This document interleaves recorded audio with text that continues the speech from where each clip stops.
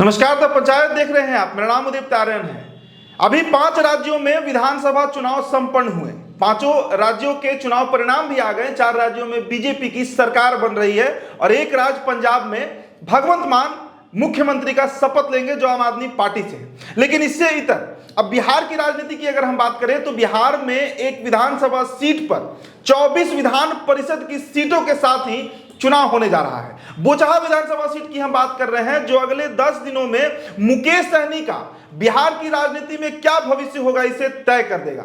आपको हम बताएंगे कि बीजेपी किसे वहां से टिकट देने जा रही है और मुकेश सहनी के साथ अब बीजेपी क्या बर्ताव करेगी।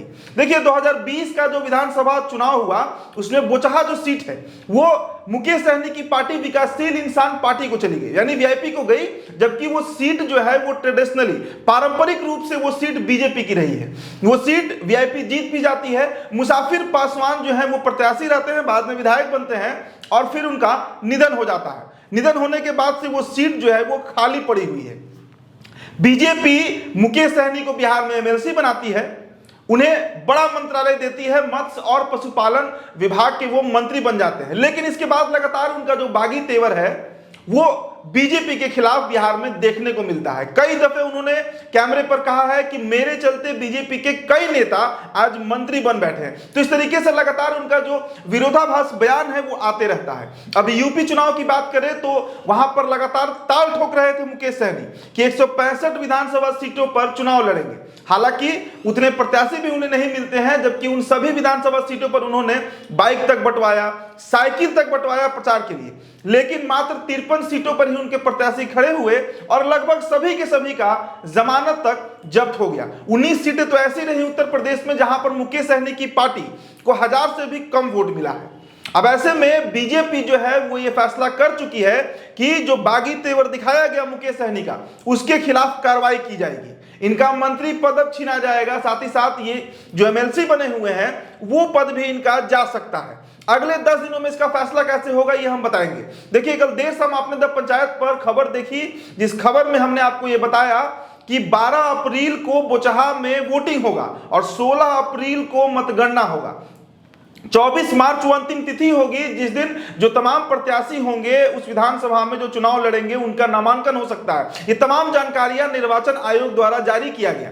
अब इसके बाद जो खबरें लगातार चल रही हैं वो खबर ये है कि आखिरकार बीजेपी वहां से किसे प्रत्याशी बनाएगी। ये सबसे बड़ा खबर हो सकता है, इसलिए क्योंकि बीजेपी ने ये ठान लिया है कि बोचहा सीट से उसके प्रत्याशी जो हैं वो चुनाव लड़ेंगे और इसके लिए बजाबते जो प्रस्ताव है वो मुजफ्फरपुर भाजपा के जो अध्यक्ष हैं उन्होंने पारित भी किया। और करीब 2 महीने पहले ही जब मुकेश सहनी उत्तर प्रदेश के चुनाव प्रचार में व्यस्त थे तो उन्होंने कह दिया था कि बोचहा सीट से हम इस बार चुनाव जरूर लड़ेंगे। आरजेडी भी ताल ठोक रही है। अब ऐसे में जो सबसे बड़ा नाम सामने आ रहा है, लगातार 2 महीने से ये महिला नेत्री जिनका नाम बेबी कुमारी है, जो पूर्व में बोचहा से विधायक भी रही हैं, वो वहां पर कैंपेनिंग कर रही हैं, फील्डिंग कर रही हैं बोचहा विधानसभा सीट को लेकर। तो आपको बता दें कि मुजफ्फरपुर जिला भाजपा ने प्रस्ताव पारित कर अपने नेतृत्व को भेज भी दिया था कि बोचहा सीट से बीजेपी अपना उम्मीदवार लड़ाएगी और बीजेपी के प्रदेश महामंत्री बेबी कुमारी वहां पर पिछले 2 महीनों से अपना जनसंपर्क भी जारी रखी है। जाहिर है कि पार्टी ने उन्हें संकेत दिया था कि आपको यहां से टिकट मिल सकता है। अब ऐसे में जो सबसे बड़ा सवाल है बिहार की राजनीति की बात करें कि आखिरकार मुकेश सहनी के हाथ से अगर वो सीट जाती है और जो 3 और विधायक हैं, चाहे साहेबगंज के राजू सिंह हो या सवर्णा सिंह हो। सवर्णा सिंह के बारे में यह भी खबर चल रही है कि अगला जो पशुपालन और मत्स्य विभाग की मंत्री होंगी वो सवर्णा सिंह ही होंगी। इनके जो बाकी 3 विधायक हैं वो भी बीजेपी की तरफ झुके हुए दिखते हैं।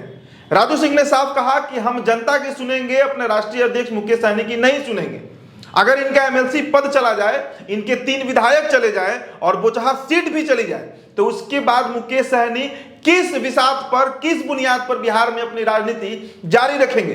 चूंकि उत्तर प्रदेश ने इन्हें जवाब दे दिया है और अब ये झारखंड के रांची का दौरा कर रहे हैं, यानी झारखंड में भी अपनी पैठ जमाना चाहते हैं। तो मुकेश सहनी जो है वो कई नावों पर सवारी कर रहे हैं और अंतोगत्वा किस नाव में इन्हें सक्सेस मिलता है ये आने वाले दिनों में पता चलेगा। फिलहाल हमारी नजर बोचहा सीट को लेकर बनी हुई है और द पंचायत आपको द बोचहा सीट से जुड़ी तमाम अपडेट पहुंचा रहा है और पहुंचाते रहेगा।